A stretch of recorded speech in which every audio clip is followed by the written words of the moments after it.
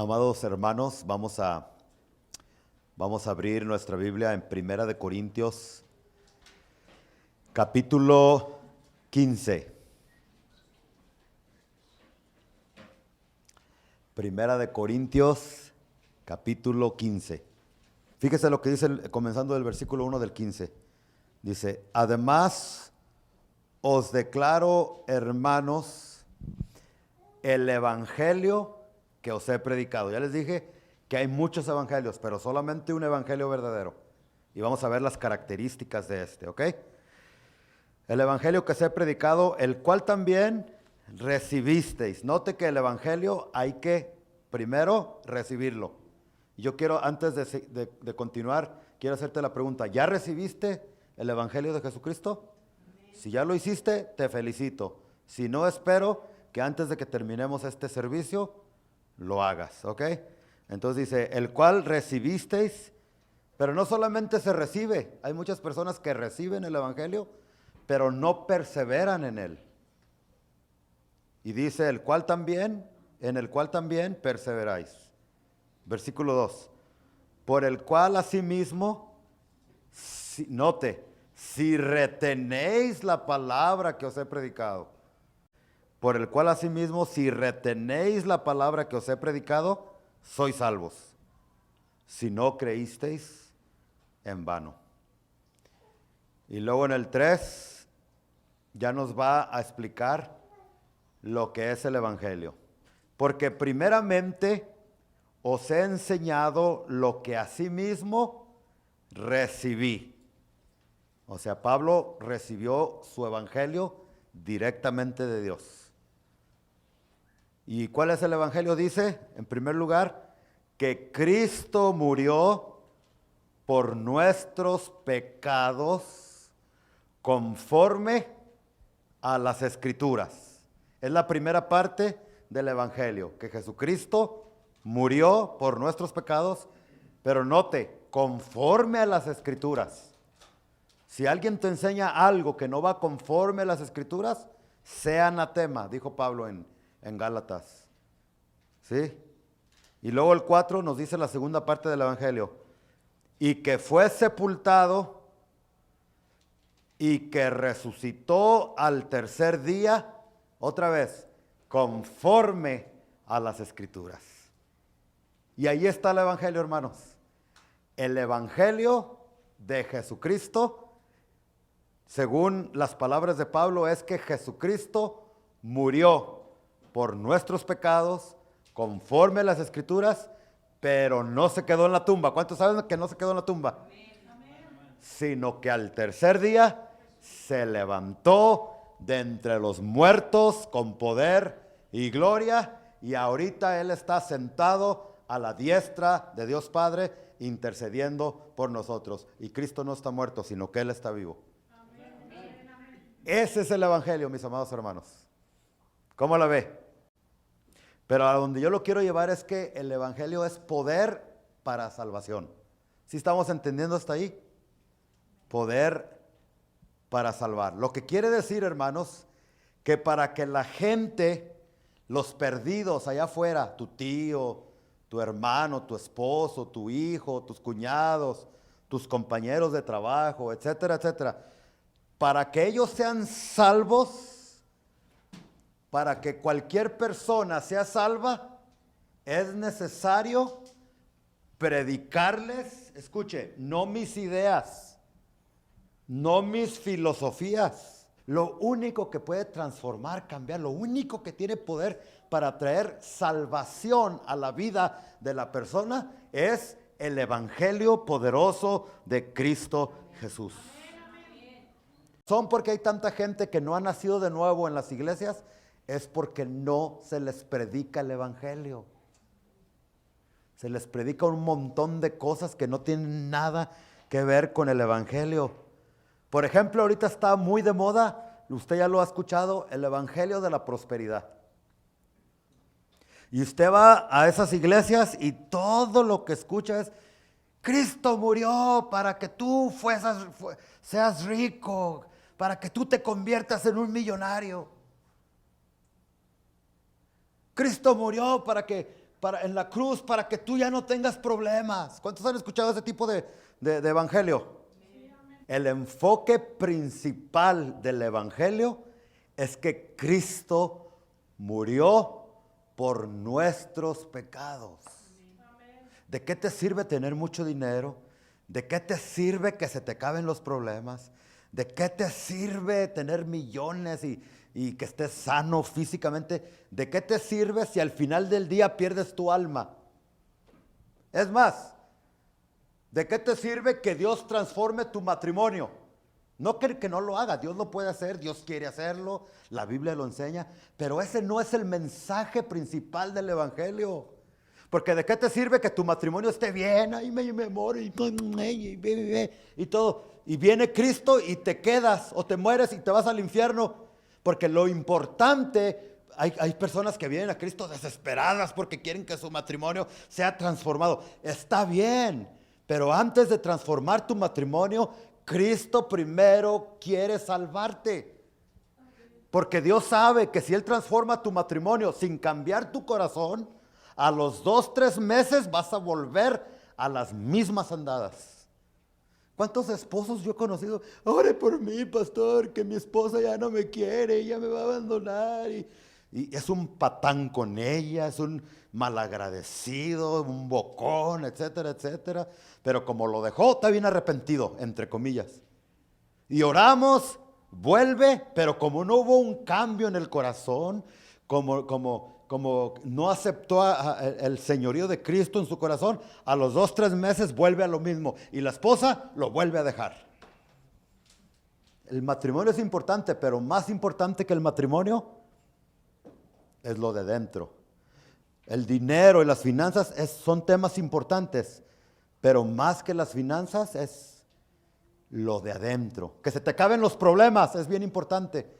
Pero ¿de qué te sirve que se te acaben los problemas si al final del día te vas a la condenación eterna?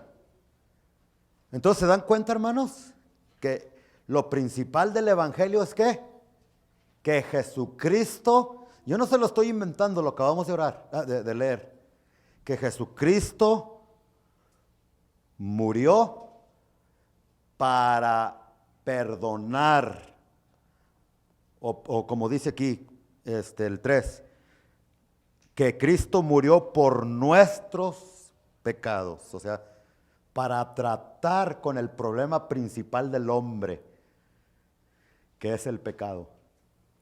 Entonces, vuelvo a lo mismo, como en las iglesias, en muchas iglesias, ya no se predica el evangelio de que Cristo quiere salvarte, Cristo quiere perdonarte, porque muchos se ofenden y ya no vuelven y se van. ¿Sí? Entonces se les predica que Cristo quiere hacerte millonario, que Cristo quiere que se te acaben los problemas. Y al final, a ver, ¿cuántos quieren aceptar a Cristo? Pues todo mundo. Pues ¿quién no quiere que se le acaben los problemas? ¿Quién no quiere convertirse en millonario? Pues todo el mundo. Entonces pasan y repiten una oración, pero como no se les predicó, escúchame bien, el verdadero evangelio, el evangelio no es que te hagas millonario o que tu cuerpo sea sano.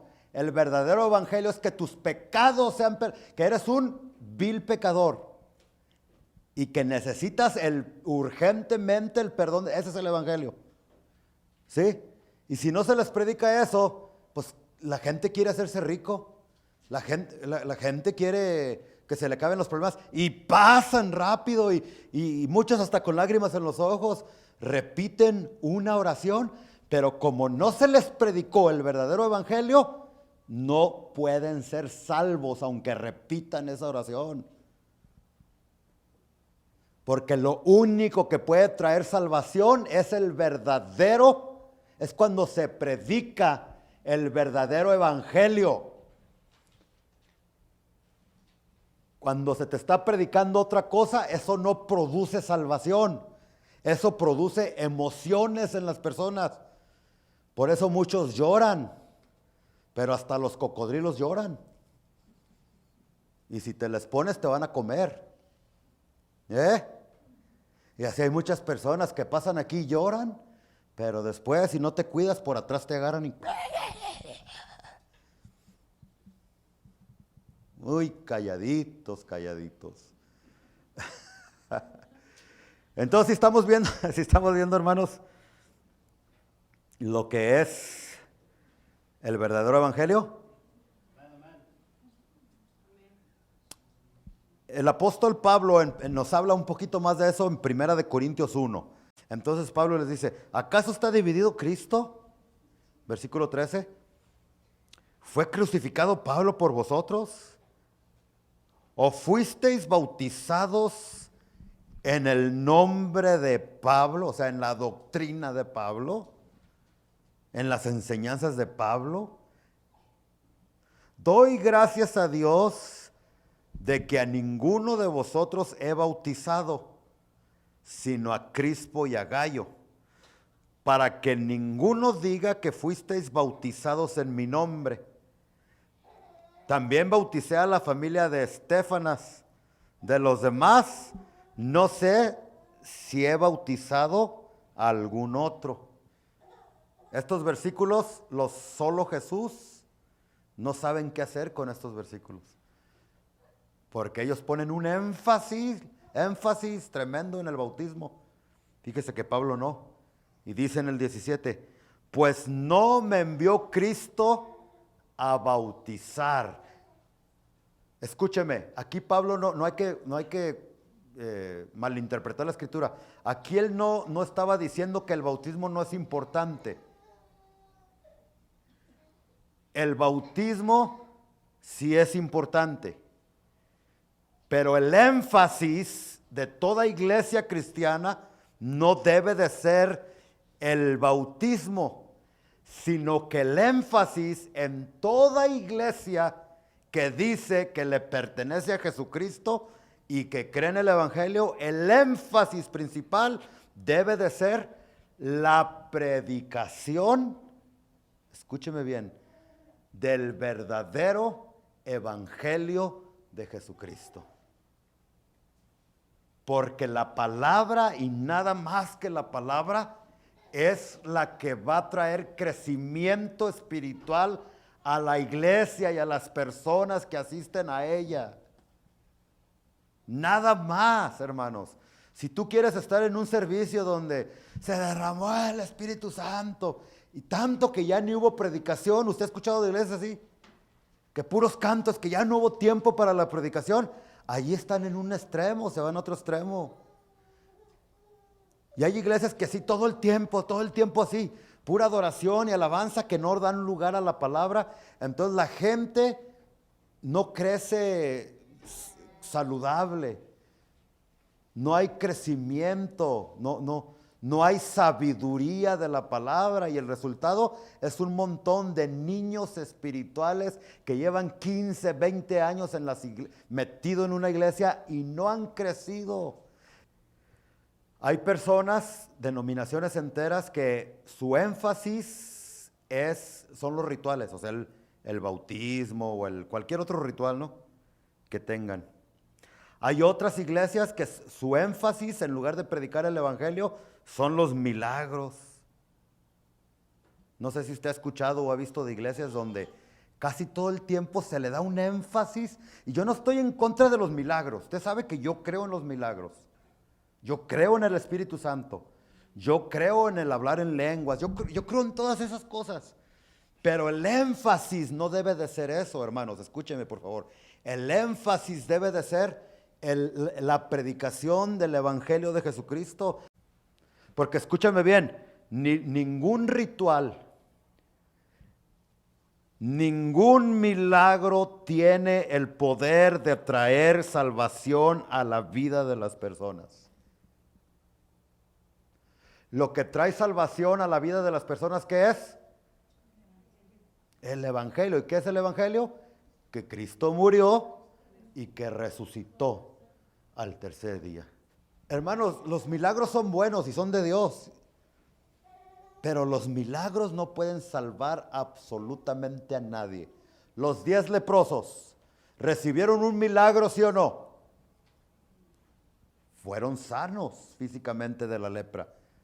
Sin embargo, 9 de ellos solamente recibieron su sanidad, pero nunca fueron salvos. ¿Sí se recuerdan de esa historia? De los 10 leprosos que Cristo sanó. ¿Se recuerdan que solamente uno fue salvo? Pero los demás no. ¿A quién no le gustan los milagros? Los milagros son hermosos. Los israelitas caminaron en el desierto, ¿por cuánto tiempo? ¿Cuántos años? Y por 40 años ellos miraron los milagros palpables de un Dios que los amaba y que los estaba cuidando en el desierto, ¿sí o no? Dice que su calzado en 40 años nunca se les ¿qué? Se les gastó, ni sus vestidos tampoco. ¿Ese es un milagro, sí o no? A ver, ¿cuántos pares de zapatos te has comprado en este año? Yo llevo, no sé cuántos yo llevo porque los acabo bien rápido. Ese es un milagro tremendo. Imagínense que Dios lo hiciera y que para toda la vida con esos zapatos, porque no se te acabaran. Maná del cielo, ¿cuántos de ustedes han visto maná del cielo? El mar rojo fue abierto. La nube de su presencia que se movía y ellos se movían. Hermanos, ellos vieron agua brotar de la roca, de la peña. Hubieron milagros que tú y yo no hemos visto. Sin embargo, te pregunto, ¿fueron salvos? Dice que de los millones que salieron de Egipto, todos quedaron postrados en el desierto por la ira de Dios. Solamente Josué, Caleb fueron salvos de toda esa generación. ¿De qué les sirvieron los milagros?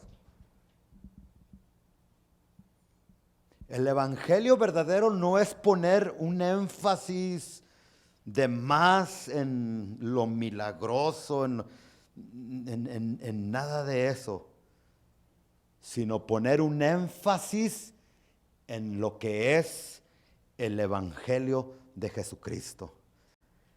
Entonces el apóstol vuelve a decir en el 17, porque no me envió Cristo a bautizar, sino a predicar el evangelio. ¿Se fijan, hermanos, el énfasis de lo que debe de ser? Versículo 17, a predicar el evangelio. Pero después sigue diciendo cómo hay que predicar ese evangelio. Ya vimos cuál es el evangelio verdadero, ahora cómo predicarlo. Dice, no con sabiduría de palabras.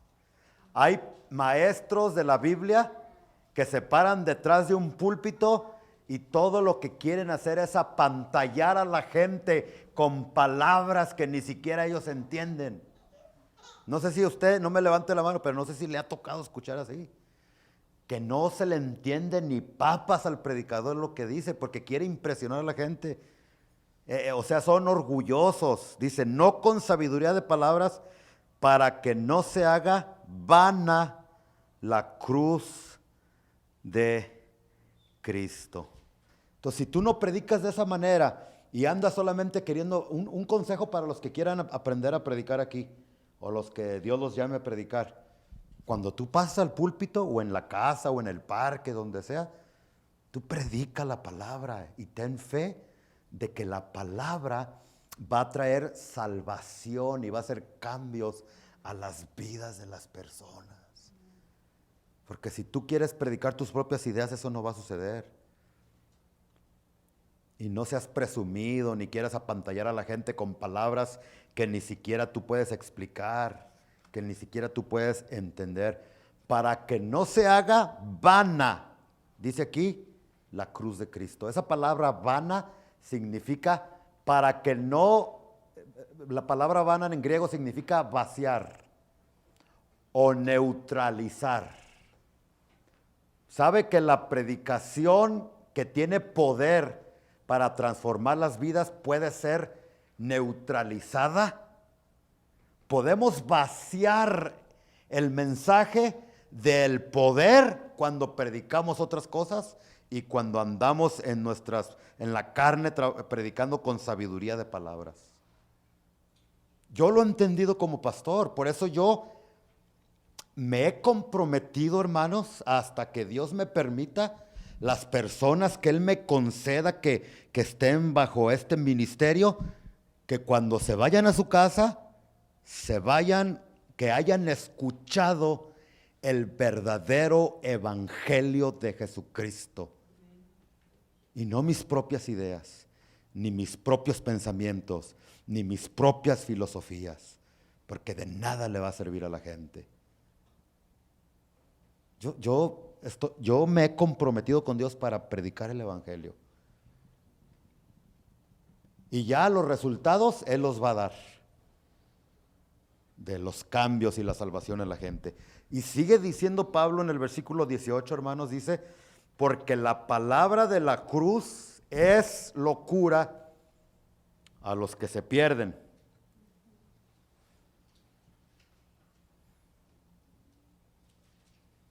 La palabra locura significa, en inglés es foolish. Y en el original griego significa, ¿prometen que no se me van a ofender? Porque la palabra de la cruz es algo, es una estupidez. Así literalmente en el original griego.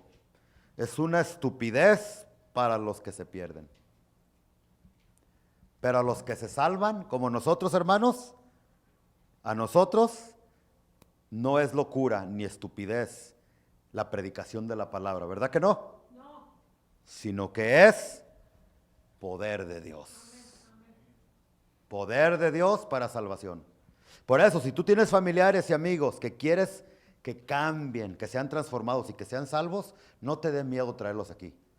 Porque yo te aseguro que cada vez que los traigas aquí, ellos se van a ir a casita habiendo escuchado el consejo completo del evangelio de Jesucristo, que es lo único que los puede salvar. Porque, versículo 22, porque los judíos piden señales y los griegos buscan sabiduría. Pero nosotros predicamos a Cristo crucificado, para los judíos ciertamente tropezadero. ¿Por qué tropezadero? Porque en la Biblia estaba escrito en el Antiguo Testamento, maldito todo aquel que sea colgado en un madero.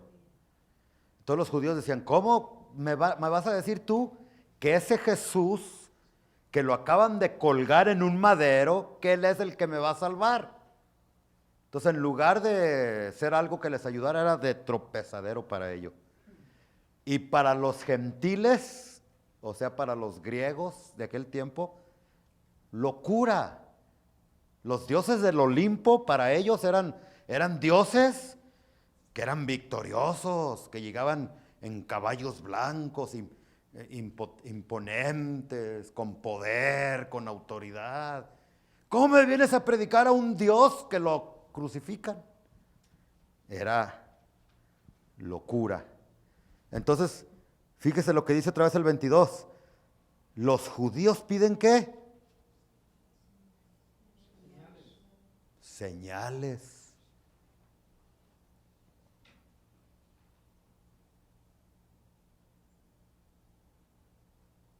Ojalá aquí no haya ninguno que haya dicho en alguna ocasión, dame una señal. Porque mire, versículo 22, los judíos piden señales. Y fíjese lo que Jesucristo dijo acerca de las señales. En Mateo, capítulo 12:38. Fíjese lo que pasó, ¿ya lo tienen todos? Dice, entonces respondieron algunos de los escribas y de los fariseos, o sea, de los religiosos de aquel tiempo, diciendo, Maestro, deseamos ver de ti ¿qué? Querían señal. Vamos a ver lo que Jesús pensaba de las señales. Porque nosotros, bueno, el 39 dice, Él les respondió y les dijo, la generación, a ver, léalo por usted mismo, hermano, yo no lo estoy inventando. La generación mala. ¿Estoy gritando mucho, hermanos? Como que unos dijeron que no y otros que sí. A ver, ¿cuántos dan más? ¿Cuántos dan menos? ¿Se escucha mucho eco? Oh, quítenme el eco, hermano. Si se está escuchando eco, quítenmelo todo. Ok. Dice, él respondió y les dijo, la generación mala y adúltera demanda señal.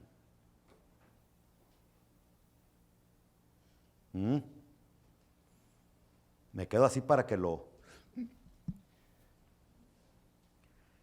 Y aquí va el evangelio. Pero señal no les será dada, sino la señal del profeta Jonás. ¿Y cuál fue esa señal? Ahí le va. La única señal que Dios te va a dar. Si el cristianismo es verdadero, si Cristo es verdadero, dame una señal que... Hay personas que se ponen sus moños con Dios. Señor, si tú no me haces un milagro, una señal, este es el último día que voy a venir a la iglesia. Ay, sí, tú, Popo, ¿quién te crees tú que...? Y te doy 2 días para que me hagas esto, si no, ya nunca más vuelvo a la iglesia. Pobrecito, no sabes de lo que estás diciendo. Dice 40, ahí va la señal.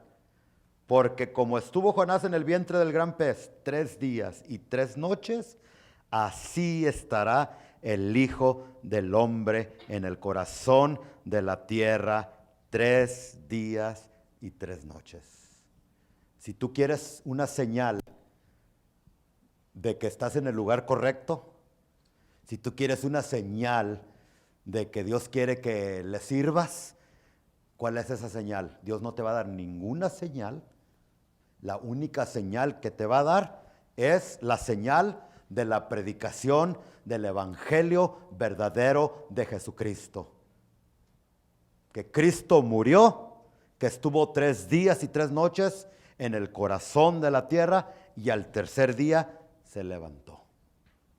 Es la única señal que Dios quiere darte y la única señal que nosotros debemos de estar predicando. Se lo vuelvo a leer, 40. Porque como estuvo Jonás en el vientre del gran pez 3 días y 3 noches, así estará el Hijo del Hombre en el corazón de la tierra 3 días y 3 noches. Aquí no está hablando de números literales, porque muchos hacen su cuenta que Jesús murió el viernes y para el domingo no me dan 3 días y no me dan 3 noches. Hay que saber cómo leer la Biblia y hay que saber cómo interpretarla y hay que conocer las costumbres de aquellos tiempos. Y en aquellos tiempos, y hay citas bíblicas también en el Antiguo y en el Nuevo Testamento, donde hay ejemplos donde así se le decía, 3 días y 3 noches. Aunque no fueran literalmente los 3 días y las 3 noches. Porque muchos andan con el rollo de que Jesucristo, no, pues tuvo que haber muerto el martes o el miércoles, no sé cuándo, para que se hicieran 3 días y 3 noches. No, fue el viernes. Viernes, sábado y domingo, 3 días y 3 noches. Y esa es la señal que Dios le va a dar a las personas que quieran. Y hay muchas personas hoy en día así. Yo ya me voy de esa iglesia porque en esa iglesia no tiemblan. No tiemblas porque no quieres, tiembla tú si quieres. Ya me voy porque allí no hay profecía y que no hay lenguas y que no hay poder de Dios. Andan en busca de señales esa gente. Y a esas personas, ¿para qué las queremos aquí? Si Jesucristo dijo que esas personas que andan buscando señales y todo ese tipo de cosas, es gente mala y adúltera. Va a querer volarte a tu esposa o a tu esposo. ¿Qué los queremos aquí? Ay, pastor, qué duro. Es el evangelio de Jesucristo.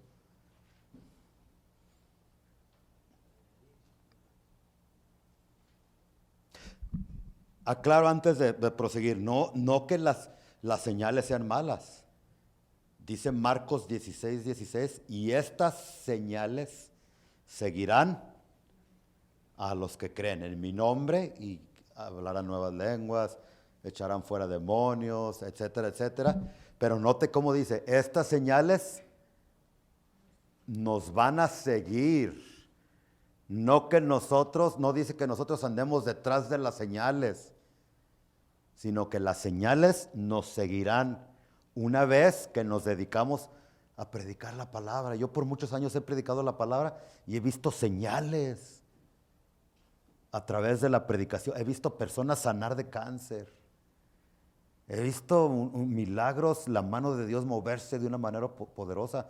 Pero el énfasis debe de ser la predicación de la palabra.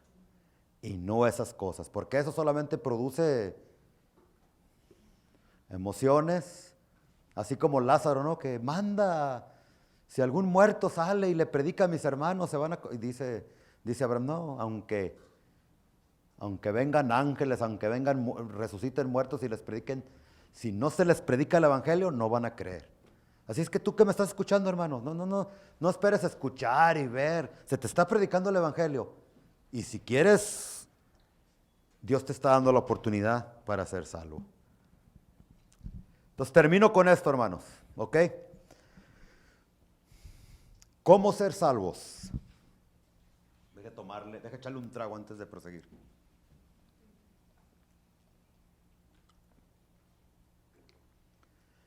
¿Cómo llegar a ser salvos? En primer lugar, hay que predicarle a la gente, no nuestras ideas ni nuestras filosofías, sino el evangelio de Jesucristo.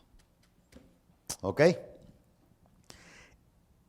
En segundo lugar, ¿cómo puede ser la gente salva? Predicándoles el evangelio. En segundo lugar, arrepintiéndose. Arrepentimiento. Y esto ya casi no se predica. Sin embargo, es un tema que Dios le da mucha importancia en las Escrituras. Vaya conmigo a ver, hermano Amador, segunda de Pedro 3:9. Hermano Miguel, ¿sí me puede buscar Hechos 2:39?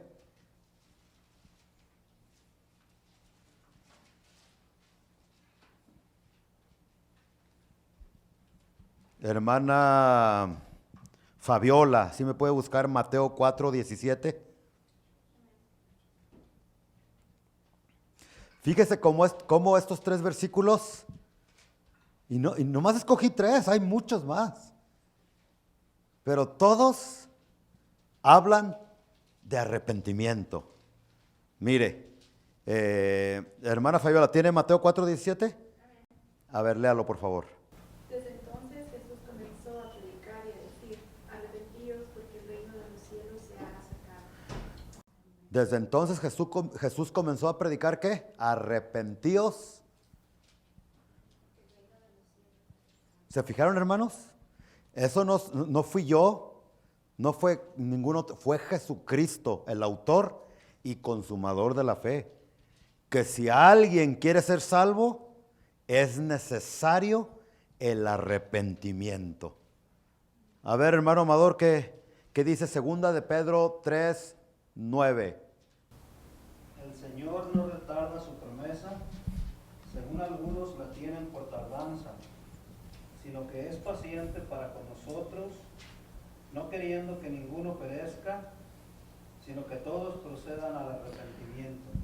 El Señor no retarda, ¿qué? Sus promesas como algunos lo tienen por tardanza, sino que es paciente, no queriendo que ninguno perezca, sino que todos procedan ¿a qué? Arrepentimiento. Y Hechos capítulo 2, versículo 39, hermano Miguel, ¿qué dice? Esta promesa es para ustedes, para sus hijos y para los que están lejos, es decir, para todos los que han sido llamados por el Señor nuestro Dios. Entonces me equivoqué, es el 38. Pedro contestó, cada uno de ustedes debe atenderse de sus pecados y volver a Dios a ser bautizados en el nombre de Jesucristo. Muy bien.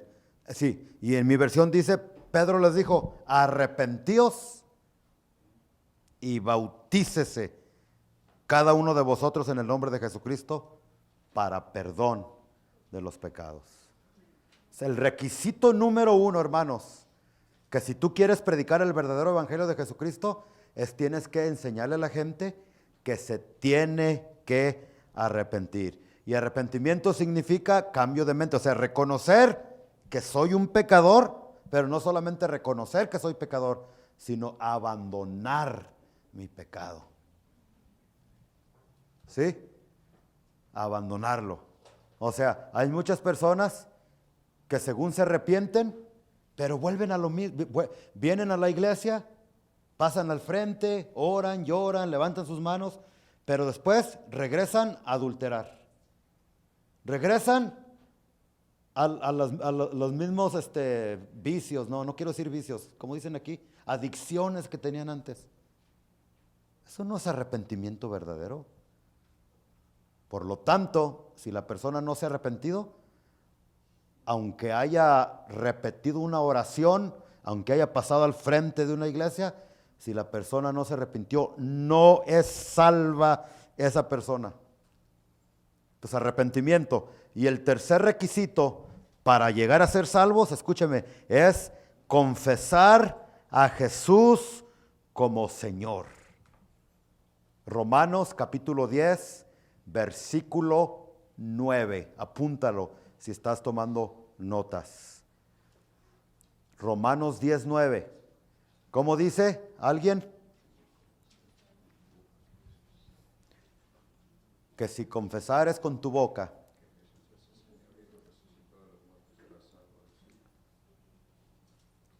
y confesares con tu boca que Jesús es Señor y que Dios lo levantó entre los muertos, serás salvo. El problema, entonces, el tercer paso es, después de arrepentirte, confesar que Jesús es Señor. El problema es que aquí cualquier persona puede confesar a Jesús como Señor y no ser sincero. Escuché que en África acaban de matar a una persona, no la conocí yo directamente, pero conozco a alguien que los conocía personalmente y dice que acaba de confesar a Jesús como Señor y por haberlo confesado como Señor, lo colgaron en estos días. En la Biblia, cuando las personas confesaban a Jesús como Señor, no era como aquí, que Señor, que escribe mi nombre en el libro de la vida y que todo eso, y luego salían y con sus cosas. No, cuando allá lo confesaban como Señor era porque estaban renunciando a todos los demás dioses y todos los demás señores que tenían, todos los demás ídolos que tenían, para hacer de Jesús su único Señor. Y escúcheme bien, ya voy a terminar. El problema aquí en Estados Unidos es que muchas personas pasan al frente de las iglesias y levantan sus manos y repiten una oración. Y no tiene nada de malo eso, no me malinterprete, no, ¿cómo se dice? Malentienda o mal. El problema es que la mayor parte de las personas que vienen a repetir una oración, jamás se les enseñó que se tienen que arrepentir. Y para ser salvo, primero te tienes que arrepentir, reconocer que mereces el infierno porque has pecado, y yo también. Y si no me arrepiento de todo corazón, no puedo ser salvo. Ya una vez que te arrepientes, entonces sí, confiesa a Jesús como Señor y Salvador. Entonces, ¿cuántos de aquí ya hicieron esa confesión de fe? Que levantaron su mano y repitieron esa oración y recibieron a Jesús como Señor y Salvador. ¿Cuántos de aquí? Está bien, no los voy a regañar, está bien, no, pues todos, ¿verdad? Bueno, espero que la mayoría lo haya hecho. Si no, pues tú lo puedes hacer en esta tarde. ¿Cómo saber si de veras fuiste salvo o no? Escúchame, que esto es bien importante, porque muchos piensan que por haber hecho una oración ya son salvos y están viviendo engañados. Escúchame. Si no ha habido un cambio radical en tu vida, no importa que hayas pasado al frente 1000 veces, estás engañado, no eres salvo. Y si Cristo viene o te mueres, te vas a sorprender, chiquito, chiquita. Y mi responsabilidad es predicarte la verdad. Porque yo no quiero que en la eternidad me ande siguiendo. ¿Por qué no me predicó? No, sino que al revés, me des un abrazo y me diga, pastor, sí me dolió, sí me enojé así como habló, pero acepto y acepté a Cristo y de veras vine al Señor y fui salvo. Entonces, mira, si tú pasaste y levantaste tu mano y repetiste una oración, pero después regresaste a tu casa y seguiste tomando, seguiste tronándotelas, allá decimos en Guadalajara, al que se echa su cocaína o fuma marihuana, si sigues de marihuano, si sigues de cocaíno, si sigues igual de tranza, de mentiroso, golpeando y maltratando a tu esposa, diciendo maldiciones, o sea, no ha habido un cambio marcado en tu vida, sigues igual que antes, sigues practicando esos pecados, estás siendo engañado, no has sido salvo, no te has arrepentido todavía.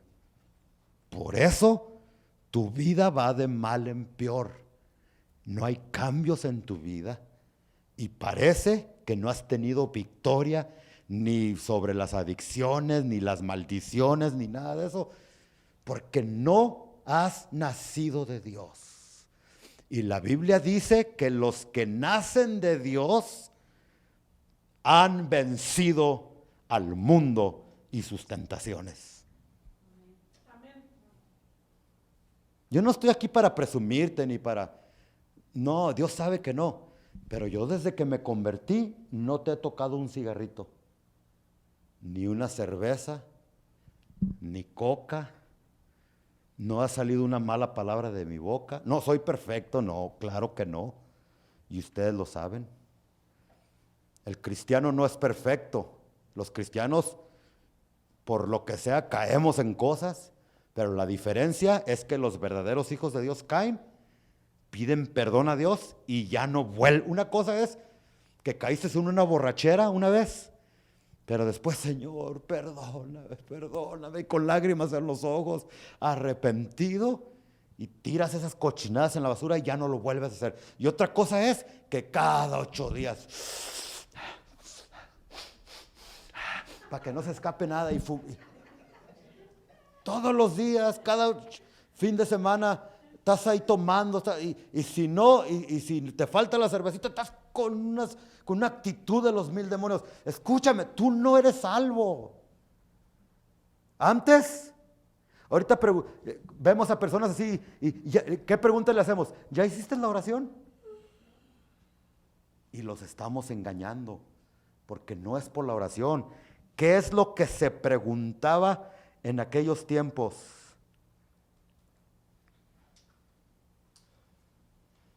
Segunda de Corintios 13:5. Examinaos. ¿Cómo dice? A ver, alguien léame lo que ya se me olvidó. ¿Cómo dice Segunda de Corintios 13:5? ¿Cómo dice? A ver si están en la fe. ¿Así dice? ¿Sí, hermanos? ¿No me equivoqué?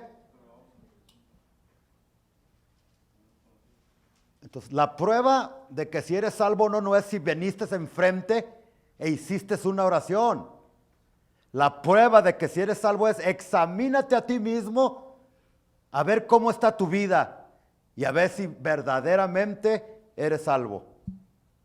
Y eso de que yo les digo que los que pasan enfrente y confiesan a Jesús como Señor, que la mayor parte de ellos no son salvos, no se los invento yo. Aquí está en la Biblia, hermanos. Con este versículo nos despedimos. Mateo capítulo 7, versículo 21. Vámonos.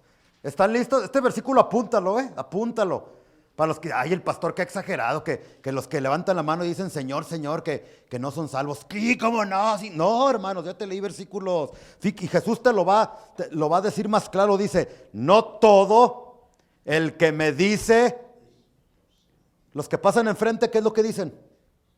No estoy en contra de que pasen enfrente, no me malentiendan, por favor. Lo que estoy diciendo es que los pastores, antes de que pasen enfrente, primero tenemos que enseñarles que se arrepientan.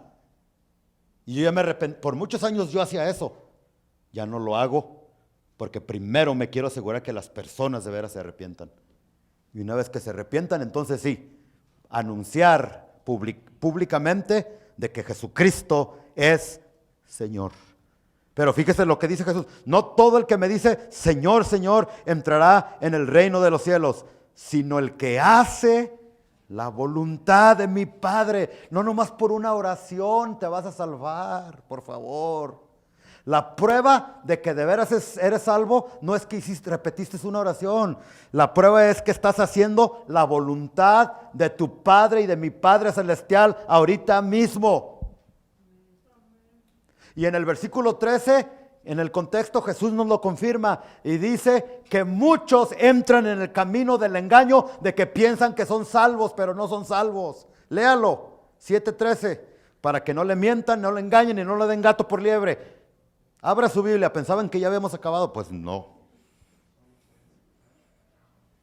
Dice: entrad por la puerta estrecha, porque ancha es la puerta y espacioso es el camino que lleva. Está hablando de eso, de los que dicen Señor, Señor. Y muchos son los que entran. ¿Cuántos entran por el camino de la perdición? Aquí representa a los que piensan que son salvos porque dijeron Señor, Señor, pero no lo son. ¿Cómo te quedó el ojo?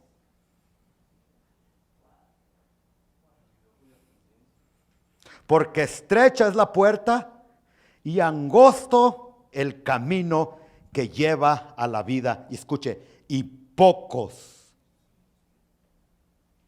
De acuerdo a este versículo, la mayoría de los que estamos aquí, de aquí a 100 años, van a estar en el infierno. Aquí dice que el camino de la perdición es espacioso y es grande. Y el camino de la salvación es, y pocos son los que entran. Entonces la mayoría de los que están aquí, de aquí a 100 años, se van a estar quemando en el infierno. Pero ¿saben qué? Escúchame, no seas tú esa persona. Deja la mayoría, pero tú vas a ser la minoría. Tú vas a ser salvo, porque tú te arrepentiste de veras y escuchaste el verdadero evangelio. Y no crean que les hablo con ese corazón de que váyanse al infierno. Se los dije para que lo pensaran bien. Porque si no se los digo así, se van a la casa muy a gusto. Y mi finalidad o mi meta no es que te vayas a la casa, ay, qué palabra tan bonita. Ay, no, que te vayas pensando de que la mayor parte de la gente que dice Señor, Señor, se va a ir al infierno. Y yo no quiero que tú seas esa persona. Yo sé que este mensaje no es popular. Yo sé que este mensaje ya no se predica en las iglesias. Puro, Dios te quiere bendecir, Dios te quiere prosperar. Pero a mí no me interesa eso. A mí lo que me interesa es que sean salvos, hermano. Que seamos salvos. Y que entremos por el camino de la salvación. Y dejemos el religiosismo horrible. Y entremos a una relación de amor con Cristo Jesús. Y no seamos engañados.